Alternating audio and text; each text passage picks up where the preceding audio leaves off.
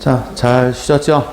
네, 측량 쪽 보겠습니다. 측량도 한 2문제가량 출제를 하는데 측량은 나오는 것이 딱 정해져 있으니까 3군데만 잘 보시면 됩니다. 먼저 측량의 의의인데, 측량이란 토지를 지적공부에 등록하거나 지적공부에 등록되어 있는 경계점을 지상에 복원하기 위해서 필지별로 경계, 좌표, 면적을 정하는 측량을 말하며, 측량 안에는 지적 확정 측량과 지적 제주사 측량을 포함한다 해서 측량을 실시를 하게 되면 얻는 성과는 3가지입니다. 경계하고 좌표하고 면적을 구하기 위한 것이 측량의 목적이 됩니다. 정하는 목적이 뭘까요, 그러면? 측량을 통해서 경계와 좌표와 면적을 왜 정해줄까? 정하는 목적은 소유권이 어디까지 미치는가, 범위와 한계를 정하기 위해서 측량을 통해서 그 소유권의 범위가 정해지는 겁니다. 여러분이 갖고 계신 토지의 소유권이 어디까지 미치는가, 경계를 정해주고, 이를 통해서 면적을 정하게 되면 내가 가진 토지의 크기나 또는 모양새 확인할 수 있도록 하기 위한 것이 궁극적인 목적이 됩니다. 넘어가게 되면 측량의 구분에서 방법은, 측량의 구분과 방법에서 구분이라는 건 둘로 세분을 해서, 하나는 이제 기초 측량이고 또 하나가 세부 측량으로 세분을 해요. 측량을 2대 구분해서 하나가 기초 측량이고 또 하나가 세부 측량으로 구별을 하는데, 기초 측량이라는 얘기는 지적 기준점을 정할 목적으로 측량하는 것을 이제 기초 측량에만 사용을 했고, 기초 측량을 지혜고 나머지 세부 측량인데, 세부 측량은 하나의 필지별로 토지의 경계를 구하고 토지의 좌표를 구하고 면적을 구하기 위해서 실시하는 측량을 세부 측량을 합니다. 측량은 크게 2개로 세분합니다. 뭐하고 뭐로? 기초와 세부로 세분하는데, 기초 측량이 무엇인지 세부 측량이 무엇인지 헷갈릴 테니까 우리 책 들어가서 한번 살짝 맛보여드리고 다시 올게요. 페이지 가시게 되면 우리가 도면 배울 때 페이지가 58페이지 가세요. 58페이지 가니까 지적단장 있다고 배운 게 있었는데 찾으셨나요? 네, 한가운데 보니까 거기 이렇게 생긴 토지가 하나 있고 79에 4 지목은 대라고 배운 땅이 있고, 여기가 사거리였었고 동그라미 써있고 9번 써있는 점이 있다고 배웠습니다. 확인했어요? 이걸 뭐라고 배우셨나요? 삼각점의 지적 기준점이 여기 설치되어 있다라고서 기준점 위치라고 배웠습니다. 확인했어요? 그럼 다시 돌아오세요. 이제 그거 확인했으면 이제 실판 보시고 이해만 하시면 돼요. 다녀보시면 측량할 때 만원경을 세워놓고 측량하는 자리 있죠. 그 만원경을 세우는 자리가 아무데나 세우는 것이 아니라 여기다 세워놓고 2일 때 측량에 들어갑니다. 이렇게 하나씩. 오케이? 그럼 측량할 때는 기준점을 구하는 게 우선일까요? 아니면은 하나하나 측량하는 게 우선일까요? 기준점을 먼저 구해줘야겠네요. 요 기준점 구하는 거를 뭐라고 부르고? 기초 측량이라는 말 사용을 하고, 하나하나 측량할 때가 이게 세부 측량이에요. 그럼 측량의 시작은 기초가 시작, 세부가 시작? 기초가 시작입니다. 뭐 이쪽은 건물 지을 때 가장 먼저 하는 공사는 기초 공사한 다음에 건물 위로 올리는 거 아닌가요? 마찬가지로 측량을 위해서는 주요 지점마다 기준점을 쭉 깔아놔야 돼요. 이 기준점 까는 측량을 무엇이라고 부르고? 기초 측량을 말 사용을 하고, 기준점을 통해서 하나하나 측량하는 경우를 줄여서 뭐라고 부른다? 세부 측량을 합니다. 그러면 측량, 기초 측량과 세부 측량이 정해지는데, 점밀도가 기초가 높을까, 세부가 높을까? 세부가 높겠죠? 그건 말에 속은 것이고, 이 세자가 한자로 가늘 세자예요. 뭐라고요? 가늘 세자를 맞습니다. 그래서 가늘게 간다 이 뜻인 거지, 점을 또 높다 이 뜻은 아닌 거예요. 기준점을 잘못 구하게 되면 다 잘못돼 버립니다. 점밀도는 얘가 높아야 돼요. 높아야 되고, 세부 측량은 가늘게 간다 그 뜻인 거지, 점밀도 높다 이 뜻은 아닌 거예요. 낙지할 때 세발낙지 다리가 몇 개인가요? 세발낙지 다리 3개? 낙지가 3개 다리가 어디 있어? 낙지 다리 8개인데 세발이라고 부른 이유가 가늘어서. 가늘 세자입니다. 또 충남 서천군 한산이 유명한 게 있죠. 한산 모시. 모시의 교 세모시란 말이 있어요. 아주 가는 모시를 세모시란 말이고, 그거 세자 가늘 세자예요. 가늘게 하는 그 뜻인 거지 점을 높다 이 뜻은 아닙니다. 낙지 다리는 몇 개가 있더라? 8개지 3개 아니에요. 그럼 오징어 다리 몇 개가 있더라? 아, 그 잘한다. 그럼 쭈꾸미는? 다리는 다 홀수가 없어. 짝수지. 아, 미치겠다, 진짜. 홀수 다리가 어딨어. 짝수지, 다. 쭈꾸미 다리 8개. 문어는? 꼴뚜기는? 다리 잡은 한치는? 네, 다 틀리셨는데, 제가 분석하기를 머리통이 동그란 게 있고 삐죽한 게 있더라고. 머리통이 동그란 건 다리가 다 8개예요. 머리통이 삐죽한 건 10개예요. 나중에 기초측량이 뭐고 세부측량이 다 까먹고 이건 다 기억하고 있다, 이거야. 자, 오징어 다리가 몇 개가 있어요? 이건 안 잊어먹어. 꼴뚜기는 작아도 머리통 삐죽하죠? 10개입니다. 한치는 다리가 짧아도 머리통 삐죽하죠? 10개예요. 문어는? 8개. 동그랗잖아. 쭈꾸미도 8개. 이렇게 해서 저는 이렇게 정리를 했는데, 누가 그러더라고요. 오징어 다리는 8개가 맞대요. 오징어를 세워놓고 머리통을 한 대 딱 때리면은 2개가 딱 막는데, 이렇게. 이 막는 게 팔이고 나머지가 다리라고 얘기하던데, 그건 우리가 그냥 하는 얘기고. 자, 어쨌든 간에, 기초와 세부 이해 갔어요? 이렇게 해서 내용 세분하시면 내가 이따 한번 써먹을 겁니다.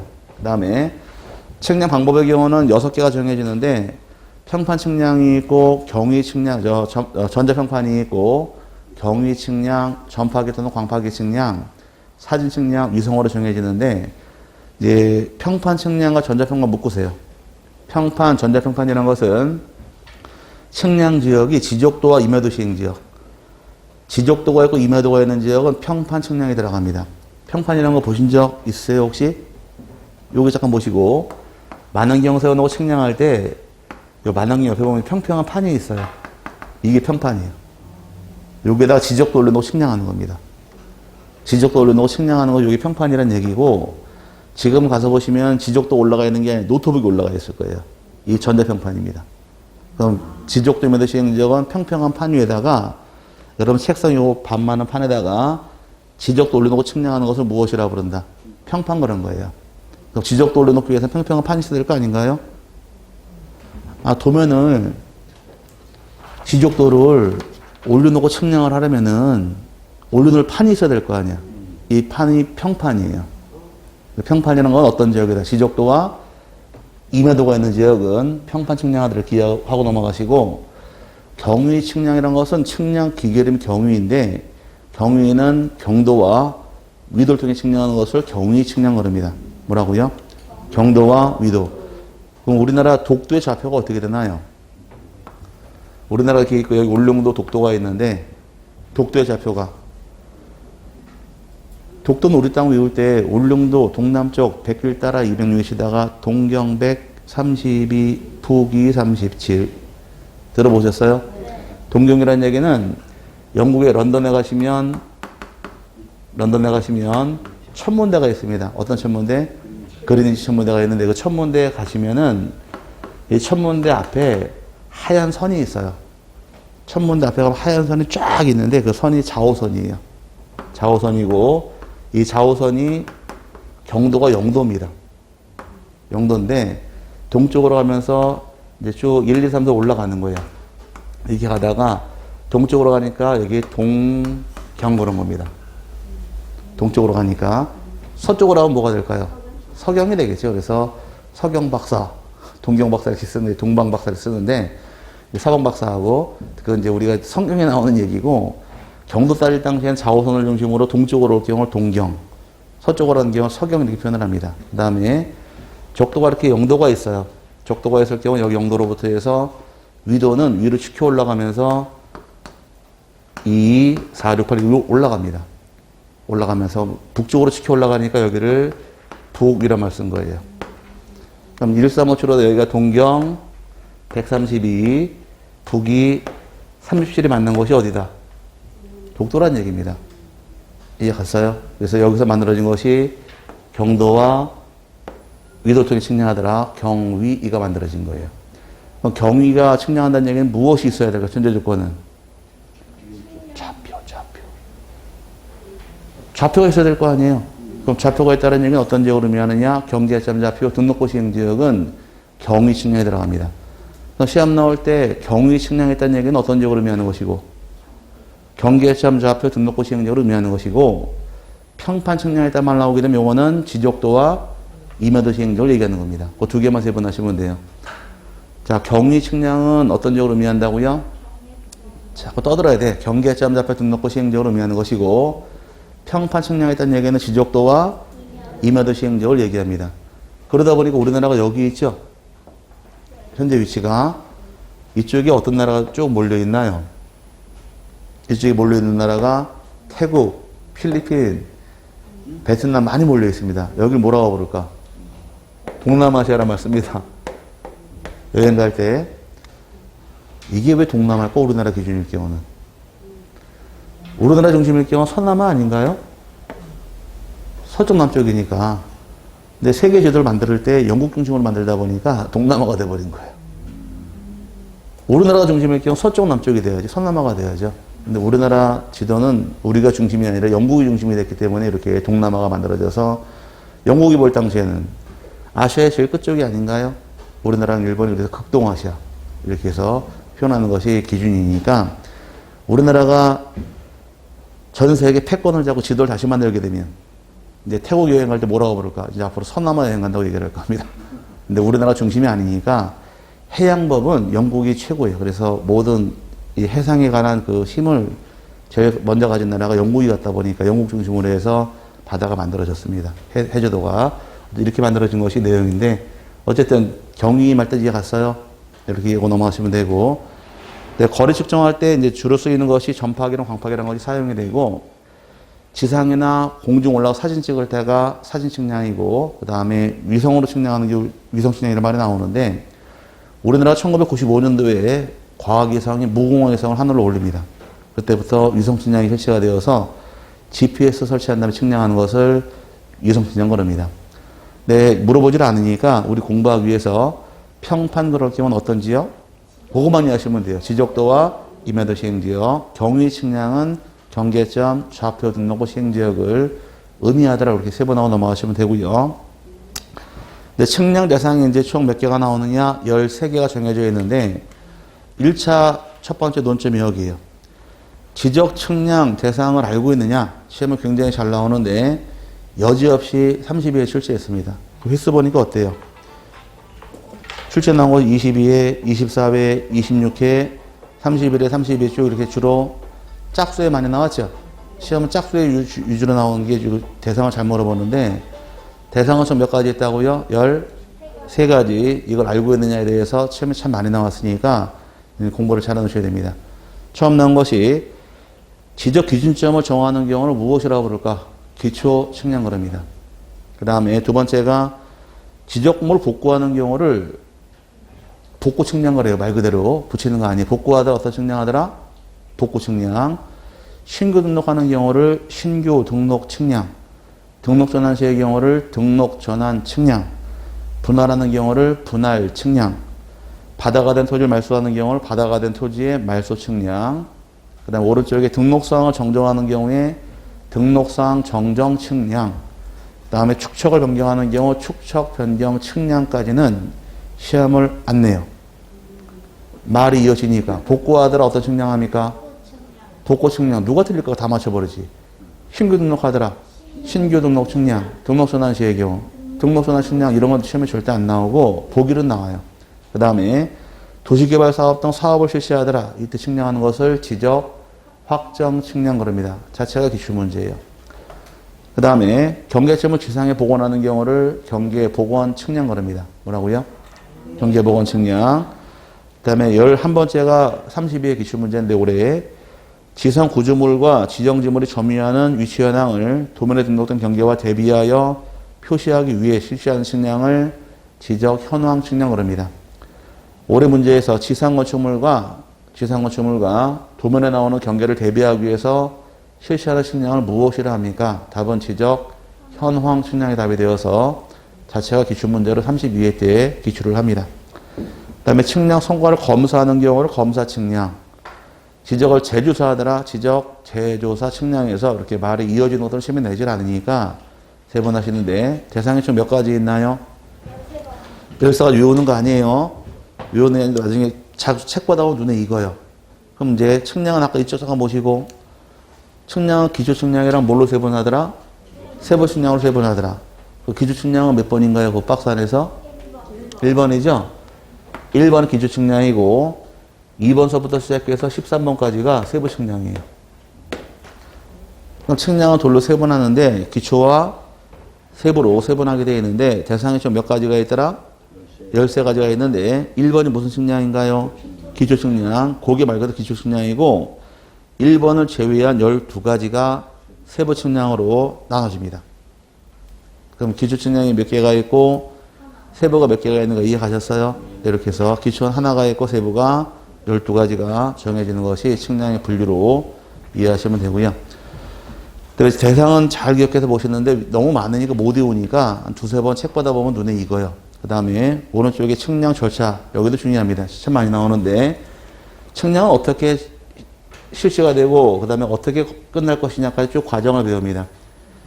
측량이라는 것은 절차가 의뢰인들이 의뢰를 통해 측량이 개시가 되는데 의뢰인의 경우는 토지 소유자가 의뢰할 수도 있고 그 다음에 이해관계인도 가능하고 도시개발 사업시행자 등등등 다 의뢰는 가능합니다. 근데 의뢰를 통해 측량이 들어가되 측량의 대상이 총 몇 가지가 있더라? 13개가 있죠. 13개 중에서 의뢰할 수 없는 측량이 2개가 있습니다. 여기 32의 기출문제. 다음 중 대상에서 한 문제 나왔고 요 한 문제는 32의 2문제 여기서 나왔습니다. 의뢰층 대상이 13개 중에서 검사 측량하고 또 하나가 지적, 재조사 측량은 의뢰 못하게 돼 있어요. 의뢰 못하는 거 몇 가지가 있다고요? 2가지. 뭐하고 뭐? 검사 측량하고 지적, 재조사 측량 의뢰 못합니다. 검사 측량이라는 것은 지적 측량 수행자 측량을 했을 경우에 측량을 제대로 했는가 검사받는 거예요. 그럼 측량하란 니네가 검사해라. 검사가 이루어질까요? 뭐 안 되잖아요. 그럼 검사만큼만은 의뢰할 수 없는 것이고 제조사 측량도 국가가 지금 제조사 사업 실시하면서 측량하다 보니까 의뢰할 수 없기 때문에 2개는 의뢰할 수 없다 해서 32회 때 보기 박스에 집어넣은 상태에서 다음 중 지적 측량 수행자에게 의뢰할 수 없는 측량을 모두 고르시오. 답은 2개가 답이에요. 뭐하고 뭐? 검사 측량과 지적, 재조사 측량 의뢰할 수 없게 돼 있으니까 이 2개 참고하시고 책에 나와 있죠. 그 다음에 내려와서 지적 측량 의뢰인들이 지적 측량 수행자에게 측량을 의뢰서로서 의뢰합니다. 의뢰시의 경우는 지적 측량 수행자에게 측량을 의뢰하게 되어 있는데 지적 측량 수행자가 2명이 있어요. 한 명은 한국국토정보공사라는 곳이 있고 또 하나가 지적 측량 업자에서 2명에게 측량을 의뢰하면 됩니다. 옛날에는 대한지적공사가 측량을 독점을 하고 있다가 이 대한지적공사가 용어가 바뀌어요. 지금은 한국국토정보공사로 바뀌어 있고 또 측량을 개방을 해서 지적측량업자도 측량할 수 있도록 2003년부터 개방이 됩니다. 그래서 2명한테 측량 의뢰하게 되어 있는데 의뢰시에는 의뢰서로 의뢰하는 것이며 의뢰시에는 수수료를 납부하도록 의무가 됩니다. 수수료의 경우 측량 의뢰시에 국토교통부 장관이 정해놓은 수수료를 납부하고 측량을 의뢰합니다. 그럼 의뢰받은 지적측량 수행자는 의뢰받은 다음날까지 지적측량 수행 계획서를 지적소관청으로 제출하고서 측량이 실시가 들어갑니다. 언제까지 어디로 계획서 가져와라?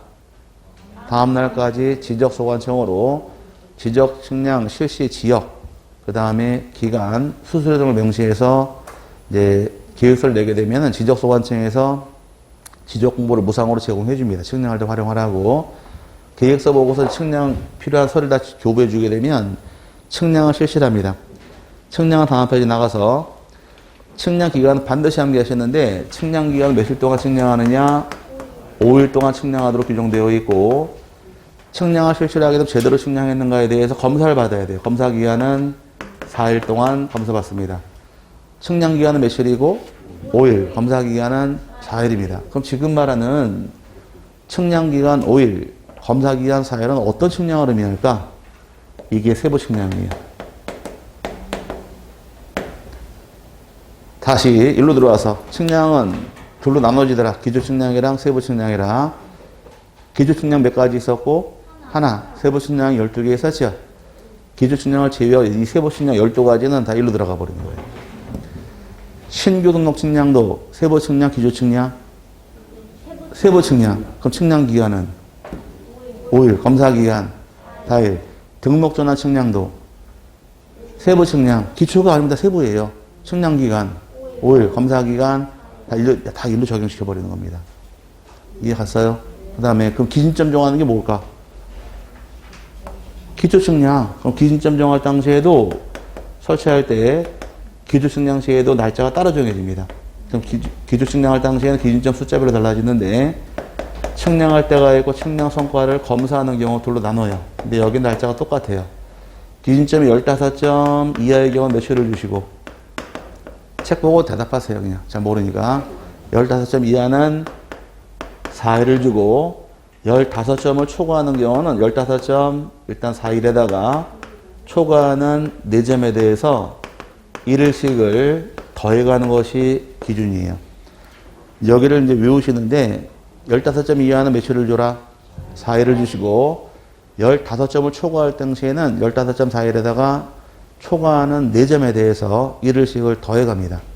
지금은 더 세부적인 사안은 나중에 설명드리고 요것만 설명드릴게요. 지금은. 자, 기준점이 그럼 17점을 설치할 목적으로 측량을 하더라. 며칠 걸릴까? 이렇게 주어지게 되면 15점을 먼저 떼내셔야 돼요. 17점 중에서 15점 떼게 되면은 며칠 주고? 4일을 주고 빼니까 몇 점 초과했나요? 2점 초과했죠? 아, 참 어려운 산수다. 17 빼기 15 하니까 2개 남았잖아요. 그럼 초과할 때는 4점에 대해서 1일씩이니까 2점에 대해서 1을 또 줍니다. 총 며칠 걸릴까? 5일 동안 측량하는 거예요. 그 다음에 아직 끝난 거 아니에요. 더 보자고요. 22점을 설치하고 측량하게 되면 이렇게 주어지게 되면 먼저 15점을 떼내셔야 돼요. 그럼 15점 떼내게 되면은 몇일 주고? 4일을 주고 빼니까 몇 점 남았나요? 7점 남았죠? 7점에 대해서 4점에 대해서 1일씩이니까 7점 중 4점에 대해서 1을 주시고 또 빼니까 3점 남았죠? 1을 또 줘서 총 더하니까 6을 되는 거예요. 15개 잘라내시고 4개씩 끊어가는 겁니다. 이해 갔어요? 요 말 뜻이 이 뜻이니까 법의 정의는 그냥 반드시 암기를 하셔야 돼요. 나중에는 이걸 다 따지셔야 돼. 적용할 줄 알아야 되니까 지금은 기본 틀을 이렇게 외워놓으시고 이걸 어떻게 적용하는가는 한 7, 8월 가야 될 것 같아요. 문제 풀을 때 가서 이걸 이렇게 적용하는 겁니다. 라고서 적용하는 것까지 배우시면 끝나는데 지금은 날짜가 중요하니까 날짜를 위주로 외우시란 얘기이고 여기 법률적인 기간인데 당사자가 이 기간에도 불구하고 합의나 기획을 통해서 기간을 따로 정하는 경우는 인정해 줍니다. 합의로 갈 경우는 전체 측량 기간 중에서 4분의 3은 측량 기간으로 정하게 되어 있고 나머지 4분의 1이 검사 기간으로 빠져버립니다. 4분의 3은 측량 기간, 4분의 1은 검사 기간인데 29회인가? 30회인가 출제하기로 횟수 까먹었는데 당사자가 합의하에 40일 동안 측량하기로 합의를 봤답니다. 40일 동안 측량 합의를 봤대요. 이 기간 중에서 측량 기간은 며칠이고 검사 기간 며칠입니까? 이게 기출문제예요. 40일 동안 합의를 보게 되면 측량 기간은 30일, 검사 기간은 10일 이렇게 넣은 기출문제니까 여기 28의 기출문제네요. 이렇게 출제라고 들어오니까 4번에 3, 4번에 적용시킬 줄 알면 돼요. 26회 때는 당사자 합의로 20일 동안 측량의 합의를 보았다. 검사 기간 며칠입니까? 물어봤어요.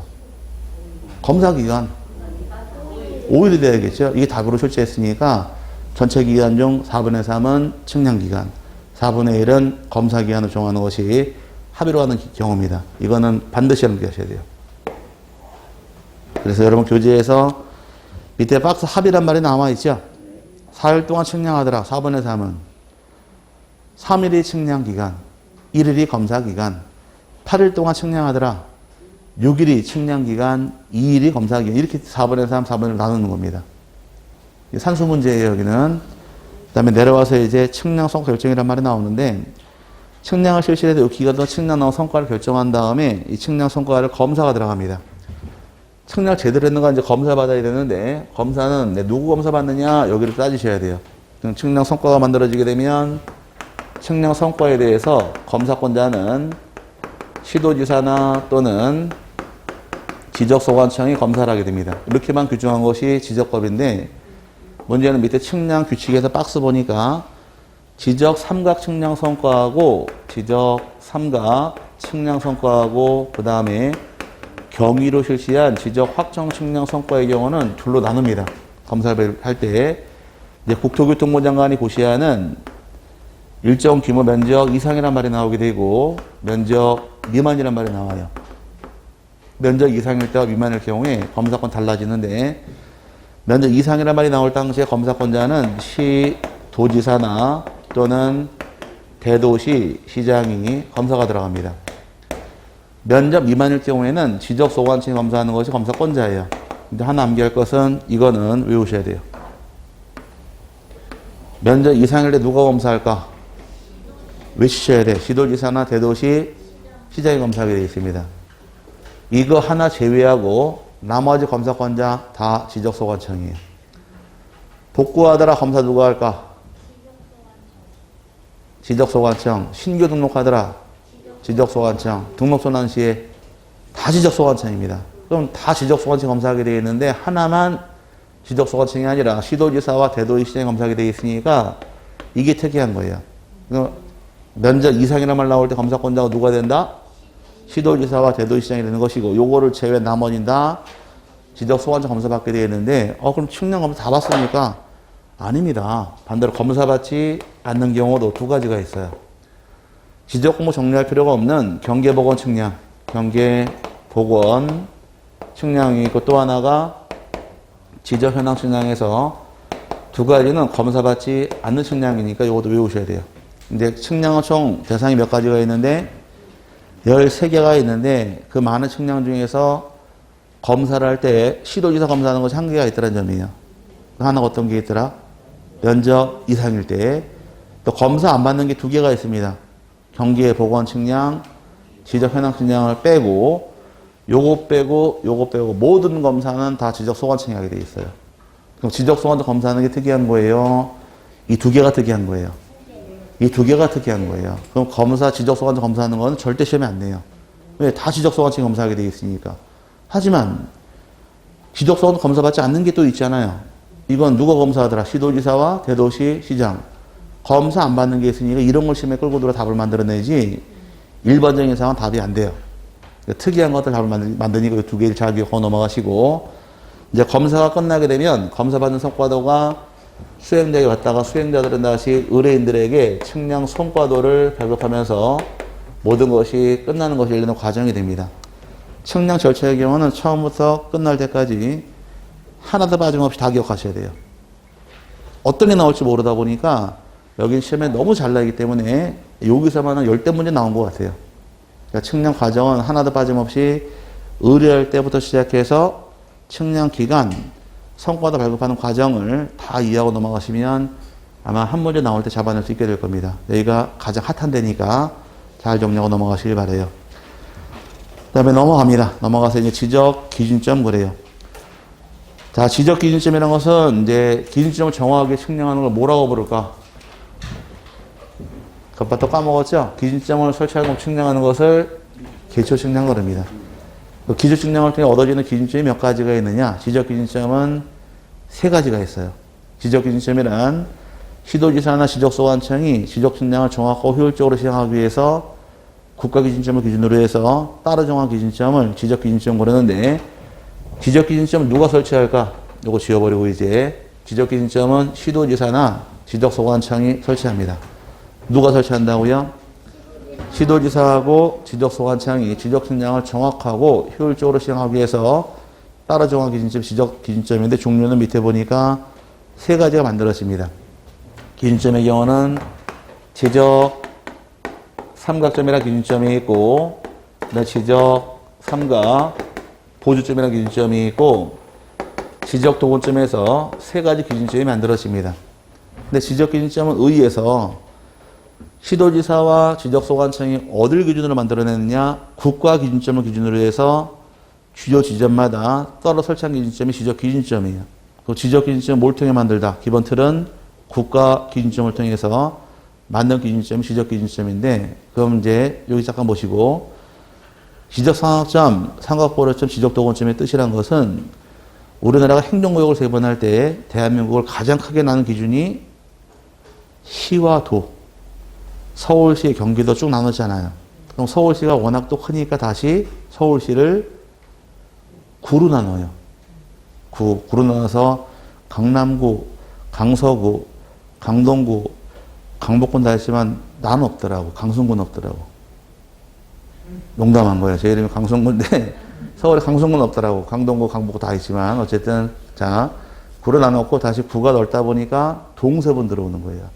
마찬가지로 측량하는 기준점을 크게 정해준 것이 지적삼각점이고 이걸 잘게 세분한 것이 지적삼각 보류점이 되는 것이고 또 잘게 세분하면 지적도건점 세 번 들어가는 거예요. 이해 갔어요?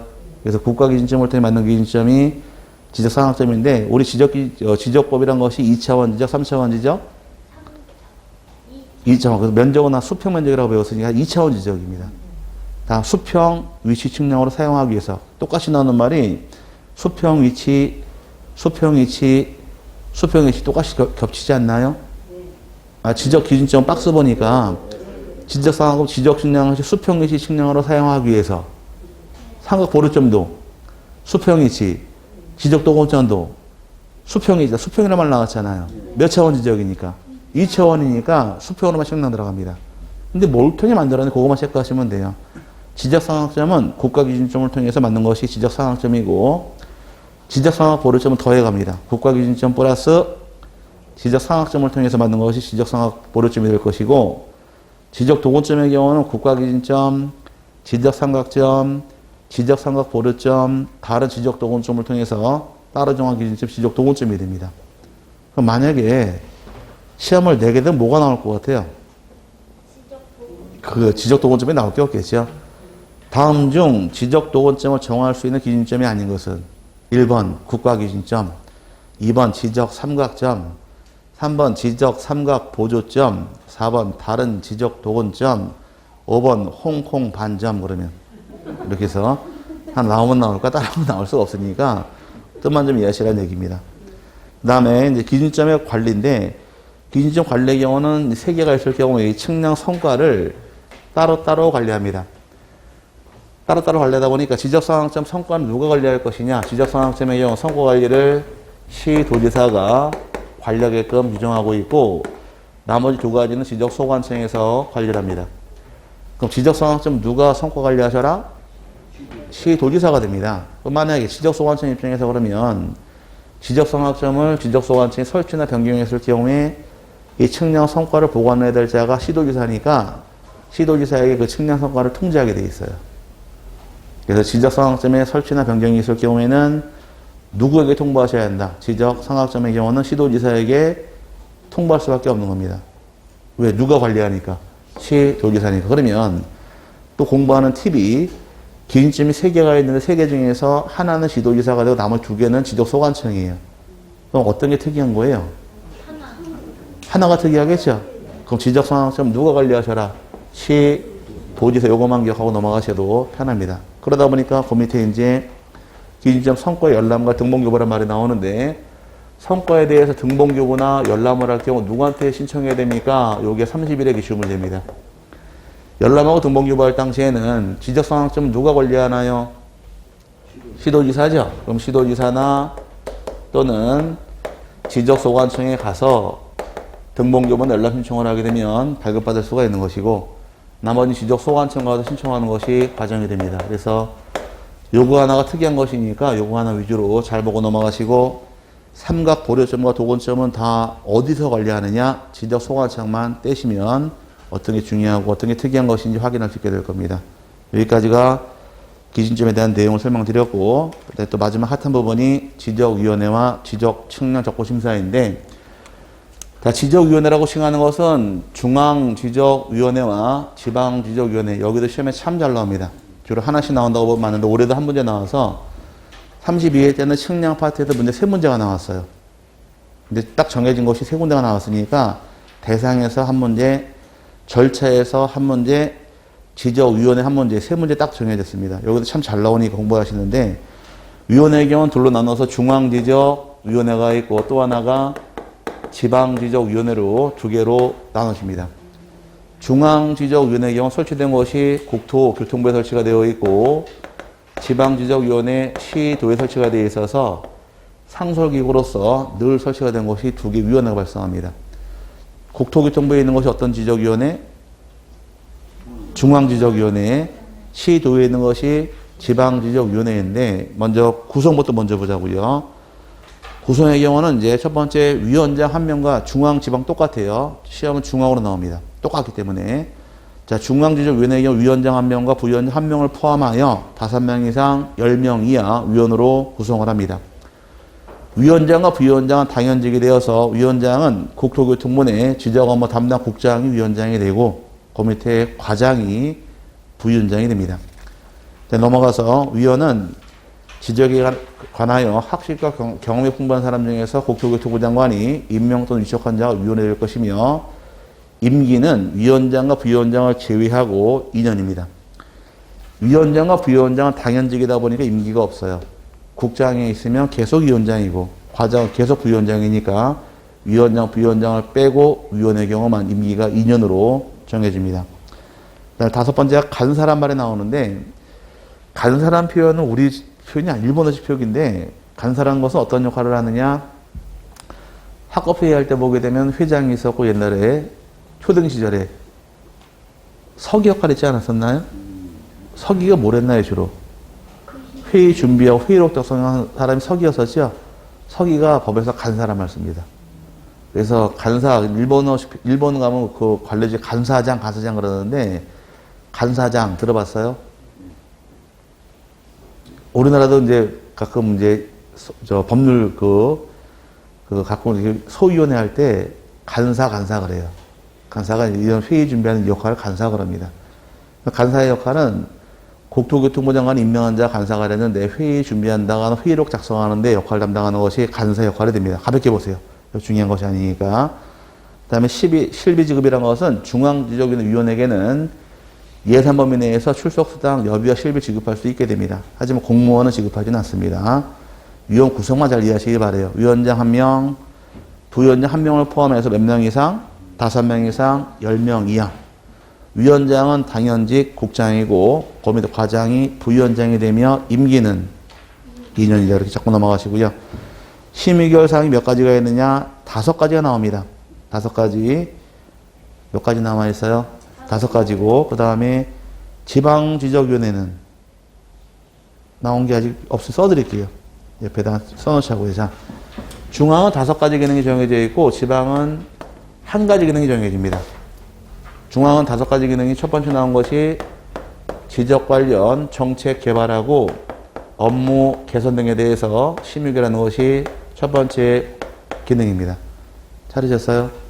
두 번째가 지적 측량기술의 개발과 연구와 보급에 대해서 심의결하는 것이 두 번째 기능이고 적고심사에 대해서 재심사 담당하는 것이 세 번째 기능이 될 것이며 네 번째 경우는 측량 분야 지적기술자 어떻게 뽑을 것이냐 기술자 양성 방안에 대해서 심의결하게 되어 있고 잘못하게 되면 벌도 줘야 됩니다. 지적기술자에 대해서 업무정지 처분하고 징계에 대해서 심의결하는 것이 중앙지적위원회 기능이에요. 몇 가지 기능? 5개가 정해지는데 지방은 책에 남아있지 않지만 지방지적위원회의 경우는 지적, 측량, 적부, 심사만 담당합니다.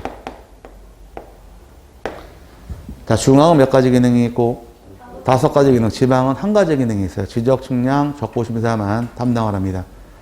이 2개 가지고 시험을 얼마큼 출제를 했느냐? 24회, 25회, 26회, 28회, 29회, 30회, 31회 요거로만 이만큼 나왔어요. 그럼 32회 여기 또 냈을까요? 이게 너무 심하잖아 또 내기는. 그래서 32회 때 옆으로 살 돌아갔습니다. 그럼 33회 때는 뭐가 나올지 모르겠지만 여기 건다가 보시면 맞아요. 자, 중앙은 몇 가지 기능이 있고 5가지 기능이 있고 지방은 1가지 기능이 있습니다. 그럼 중앙 5개 외울래요? 지방 하나 외우실래요? 여기 다 외워야 돼. 큰일 날 소리 하고 있어요. 자, 근데 다외우자니 시간이 많이 걸리니까 처음에는 하나만 기억하시는 거예요. 적고심사하는 것은 어디고? 지방지죠. 위원회이고 이외는 중앙이 담당한다 잡고 넘어가시면 편합니다. 심사는 말 그대로 1차 하는 거, 재심사는 두 번째 보는 거잖아. 그러니까 이 적고심사라는 것은 설명 다시 드릴 텐데 질문이 먼저 들어와서 적고심사라는 것은 재판이에요. 측량의 다툼이 있을 경우 법원에 가는 게 아니라 지적위원회에서 다루는 재판을 적부심사란 말 쓰는 거예요. 그럼 우리가 재판에서 소송을 제기했다가 패소했습니다. 기분 나빠요. 그럼 뭐 할까요? 항소하지 않나요? 항소하죠. 항소에 불만이 있으면 다시 대법원에 상고합니다. 그럼 일반적인 재판 3심제까지 해서 고등법원에도 항고할 수 있고 대법원 상고까지 올라가는데 측량에 대한 재판은 3심제가 2심제예요. 적고심사하고 재심사까지 하면 끝납니다. 근데 옛날에는 얘가 없었어요. 이게 96년도에 설치가 됩니다. 95년까지는 적고심사를 여기서 했어요. 한 번 하고 나면 더 이상 다루질 않았습니다. 그럼 너무 억울하지 않나요? 사람을 죽여도 3번의 기회를 주는데 재판을 해서 지방법원에서 1심, 항소에서 2심, 대법원 상고까지 올라 3심까지 다루면서 다툴 기회를 주는데 측량에서 재판은 한 번에 끝내버리 너무 억울하지 않느냐 그래서 3심은 못 가더라도 2심까지 가자 그래서 만든 것이 지방을 만들어서 적고심사 여기서 하라고 빼주고 재심사 일로 넘어가 버린 거예요. 이해 갔어요? 그래서 요 관계를 알고 있느냐에 대해서 여러 번 출제했습니다. 그 다음에 위원회 제척 기피 회피라는 것은 제척이라는 것은 회의를 진행하는데 예를 들어 보자고. 자, 여기 잠깐 보시고 측량을 잘했나 못했나 따져보는 게 적고심사이고 이게 불복하더라. 다 재심사랍니다. 근데 측량을 제대로 했는가 따져보고 앉아있는데 측량한 자 거기 앉아있대요. 그럼 자기가 측량한 거 잘못된 거 자기가 밝힐까요? 이런 직접 관련 있는 자들은 회의에 참여할 수 없도록 제척을 당합니다. 그래서 첫 번째 5가지 정해지는데 자기가 개입되어 있다거나 자기의 친인척, 배우자 개입되는 경우는 회의에 참여할 수 없도록 막혀버립니다. 그래서 여기 25회 때 한번 나온 적이 있는데 한번 줄치지 마세요. 한번 읽어볼게요. 다시는 안 나오니까. 위원 또는 그 배우자나 배우자이었던 사람이 해당 안건의 당사자가 되거나 그 안건 내 당사자와 공동 권리자나 공동 의무자가 되는 경우 자기가 개입되어 있던 배우자 개입되어 있던 회의에 참여할 수 없습니다. 그 다음에 두 번째 해당 안건에 위원의 당사자와 친족이었던 경우도 관련되어 있네요. 회의에 참여할 수 없는 것이고 세 번째는 위원이 해당 안건에 대해서 증언, 진술을 감정한 경우도 관련되어 있으면 회의에 참여할 수 없습니다. 제척. 그 다음에 위원이 속한 법인, 단체 등이 해당 안건에 당사자의 대리인이거나 대리인이었던 경우 관련되어 있어도 제척당합니다. 그 다음에 위원 해당 안건에 원인이 된 처분 또는 부작위에 관여한 경우 해서 안 될 일에 개입했다거나 그 일을 직접 한 경우도 다 관련되어 있으면 제척을 당합니다. 과거 기출문제가 다음 제척사유 아니고 차리시오 25일 때만 나온 적이 있는데 그 이유는 내질 않으니 가볍게 한번 읽어보시라는 얘기이고 다음에 기피나 회피란 말이 나옵니다.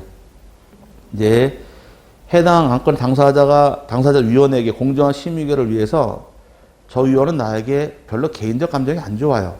그럼 징계할 때 좀 세게 징계할 것 같으니까 제 빼주세요라고서 기피 신청할 수가 있어요. 이 기피나 회피란 말을 참 많이 들어봤는데 옛날에 윤석열 검찰총장 징계할 때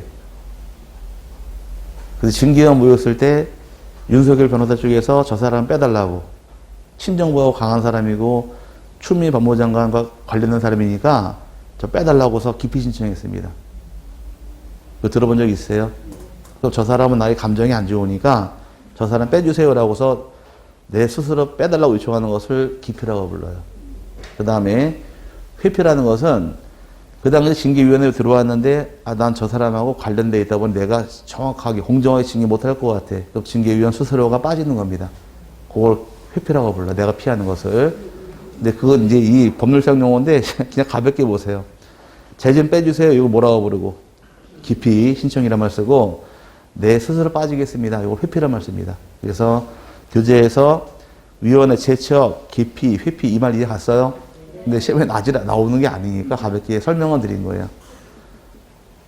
책에 있는 거 설명 안 했다고 말 나오니까 해드리긴 하는데 별표 가득 치지 마시라고. 거의 잘 안 나오니까.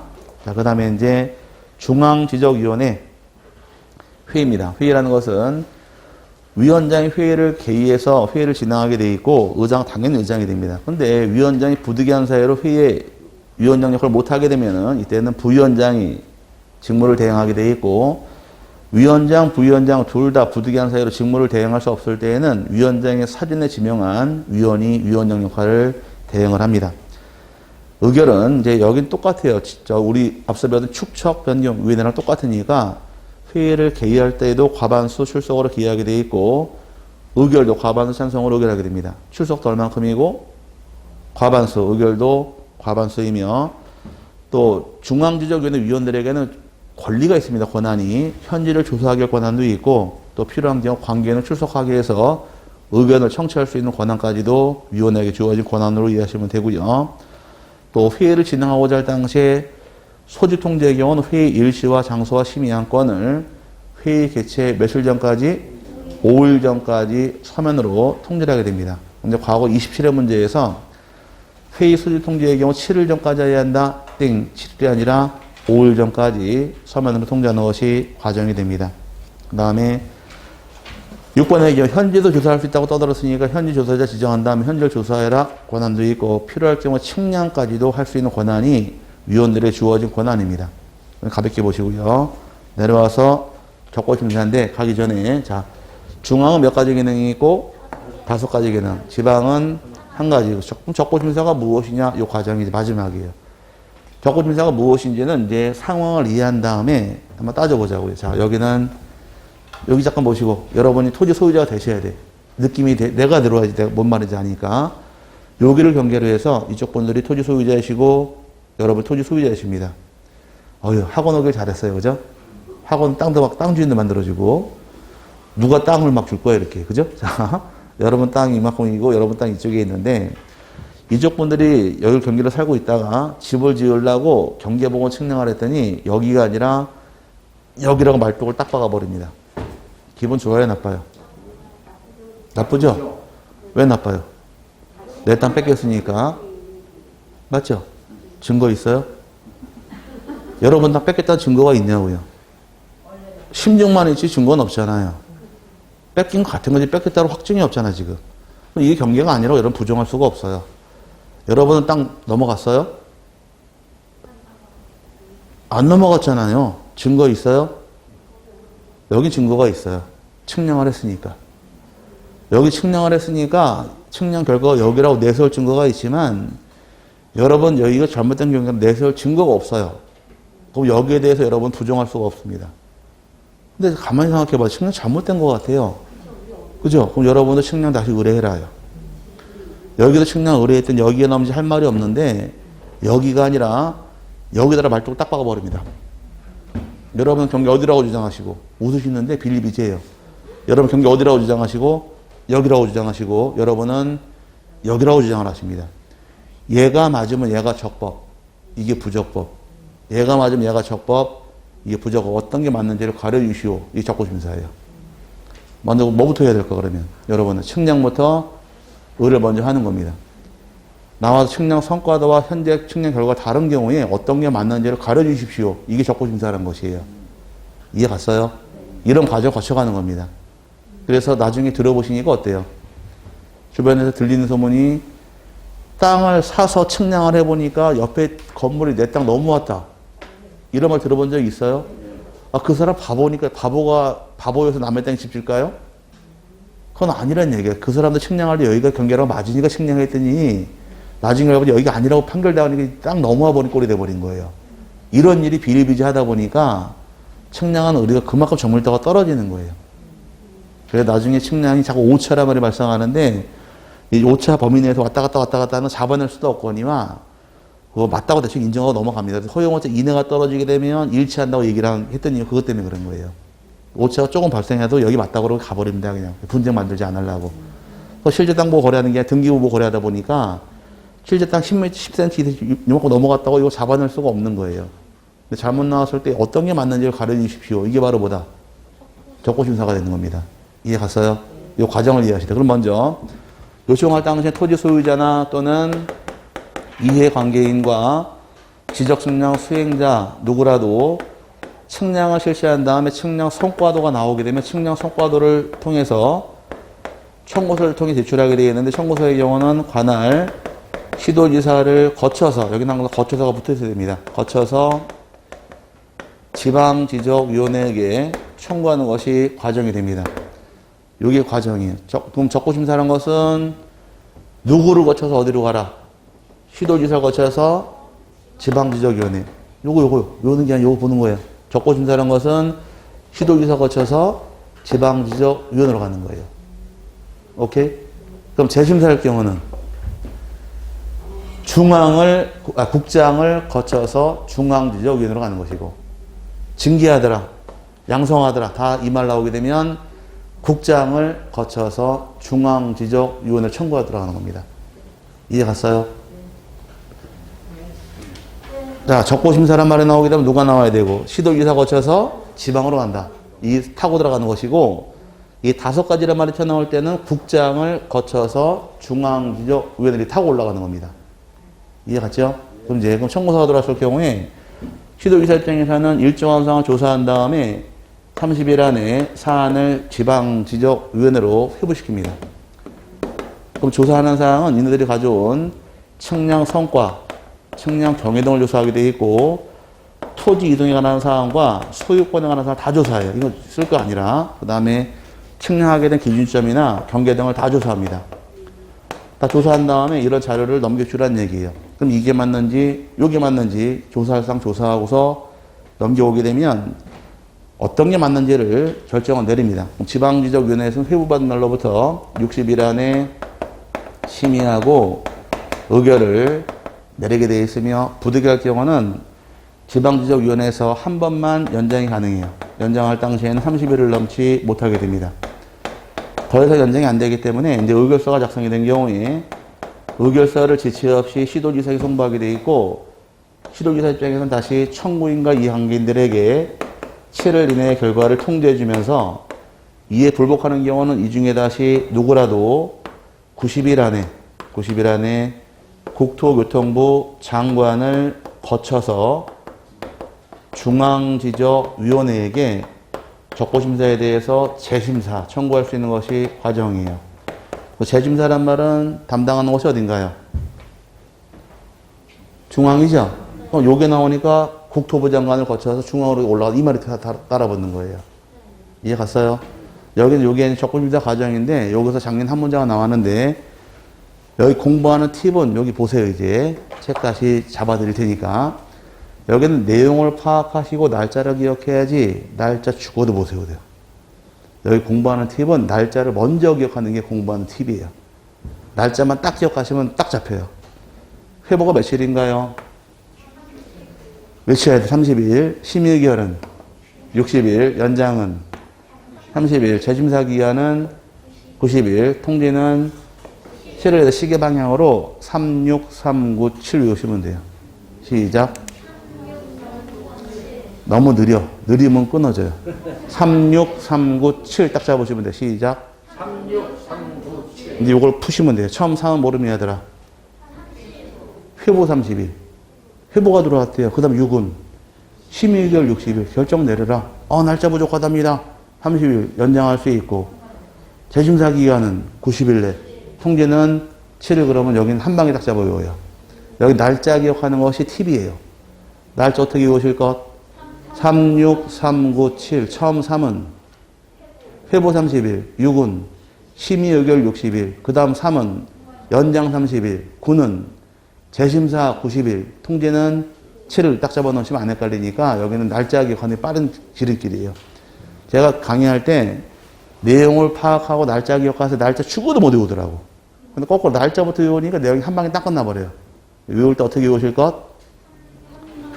3, 6, 3, 9, 7에서 날짜 기억하신 다음에 날짜에 맞게끔 내용을 뽑아내는 거예요. 처음 3은 모름이 하시고, 회보 30일, 6은 심의의결 60일, 그 다음 3은 연장 30일, 9는 재심사 50일, 통지는 7일 그럽니다. 그럼 여기에 적고심사인데, 재심사할 경우는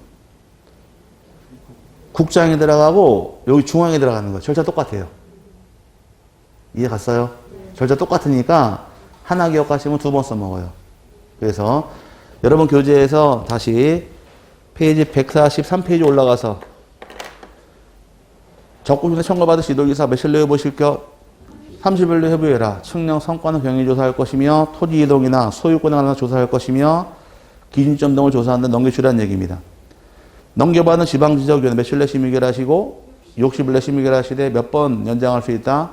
한 번. 며칠? 30일에서 363 나왔죠. 의결서가 송부하던 경우에 통지는 며칠 내 통지하시고 7일 내 통지해 주시면서 불복하는 경우는 맨 밑에 보시니까 90일 내 국장을 거쳐서 중앙지적위원회에게 적고심사에 대해서 재심사 청구할 수 있더라. 이거를 줄여서 어떻게 오셔라? 36, 39, 7이 오시라는 얘기. 날짜 나온 대로만. 이해 갔어요? 그 날짜에 껴넣게 되면은 딱 공부하기 편하니까 날짜 껴넣으시고 다음 페이지 넘어가시니까 8번의 경우에 이건 볼 거 없고요. 다시 한 더 넘어갈게요. 더 넘어가서 146페이지 가니까 재심사 청구란 말이 나옵니다. 재심사란 말이 나오게 되면 여기 누가 나와야 될까? 국장이 나와야 되고 중앙에 나오는 거예요. 똑같은 절차예요. 아까 며칠 내 재심사 청구했나요? 90일 내 재심사 청구했죠.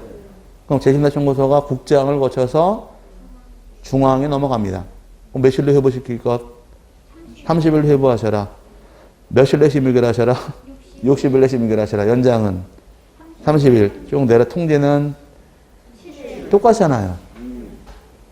이해 갔어요? 똑같은 거니까 말만 바꿔치기 하는데 규정이 되어서 여기는 날짜 기억하는 게 빨리 가는 지름길이라는 얘기입니다. 어떻게 외우실 것? 36, 39, 7 외우시고 맨 밑에 정정, 수정이라는 말이 나오는데 정정, 수정 옆에다가 잘 보이게 직권 써주세요. 지방지적위원회 의결서를 통해 내용을 정정하는 경우이건 중앙지적위원회 의결서를 통해 정정하는 경우이건 정정할 때 직권 정정이 들어갑니다. 직권 정정하는 사유가 우리가 아까 배울 때 몇 가지 있다고 배웠었느냐? 아니, 직권 정정하는 사유가 페이지 111페이지 가보세요. 첫 시간 배웠던 거. 111페이지가 아니라 직권 정정할 수 있는 사유가 9개가 나와 있습니다. 대부분 다 다르게 한 경우, 잘못한 경우가 대상입니다라고 배우면서 기억나세요? 첫 시간 배울 때 그 중에서 4번이 뭔가요? 그게 지금 배운 거예요. 지적위원회 의결 결과에 따라 등록사항을 정정하는 경우, 직권 정정하더라. 그게 지금 나온 그 내용이에요. 그래서 그 4번 나온 내용이 페이지 146페이지에 맨 밑에 측량 성과 수정과 정정 찾으셨나요? 그거 어떻게 정정하셔라? 직권 정정하니까 그 옆에서 잘 보이 직권 써놓고 넘어가시는 얘기입니다. 그게 거기 나온 얘기예요. 내용이 갔어요. 그 다음에 다시 청구를 한 것은 재심사까지 끝났습니다. 더 이상 청구할 데가 없어요. 이제 다 끝났어요. 그래서 거기까지 마지막인데 여기는 주로 나와야 날짜 가지고 물어보니까 날짜 잘 기억하시면 돼요. 어떻게 외우셔라? 36, 39, 7 외운 다음에 날짜에 맞게끔 내용만 뽑아 쓰시면은 편해집니다. 여기도 한 번 더 들으시면 다 알게 돼 있으니까 참고하시고. 자, 이제 측량 쪽까지 끝났습니다. 잠깐 쉬신 다음에 이제 마의 등기법에서 159페이지부터 해서 등기법 나가도록 할게요. 잘 쉬시기 바랍니다.